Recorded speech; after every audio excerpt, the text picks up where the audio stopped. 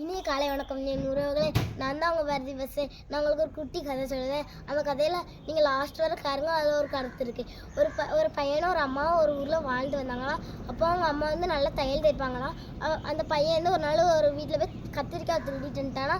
கத்திரிக்காய் திருடினோடனே தோட்டக்காரர் போய் அவங்க அம்மாட்ட போய் சொன்னோடனே சரி என் பையன் தெரியாமல் பண்ணிட்டா மன்னிச்சுவோங்கன்னு சொன்னோடனே சரின்னு மன்னிச்சு விட்டாங்களாம். ஒரு நாள் அடுத்த நாள் வீட்டில் போய் ஊசி திருடிட்டுட்டானா. அந்த ஊசிக்கும் அவங்க வந்து சொன்னோடனே என் பையன் தெரியாமல் பண்ணிட்டான் மன்னிச்சுக்கோங்க அப்படின்னு சொல்லிட்டாங்களாம். அதனால சரின்ட்டு அவங்களும் விட்டுட்டாங்களாம். அதுக்கப்புறம் திருப்பி செஞ்சுக்கிட்டே இருந்தானா. அவங்க அம்மா வந்து அந்த பையன் வந்து ஒரு நாள் அடுத்த நாள் வீட்டில் போய் இந்த நகையை திருடிட்டானா. ஒரு நாள் போலீஸ் பிடிச்சிக்கிட்டாங்களாம். அடுத்து ஒரு நாள் தூக்கு தண்டனை கொடுக்கணும் அப்படின்னு சொல்லி அவங்க அம்மாவை கூட்ட சொன்னாங்களா. சரின்ட்டு அவங்க அம்மாவும் கூட்டு வந்தோடனே அவங்க அம்மா இந்த சரி கொடுங்க அப்படின்னு சொன்னாங்களா.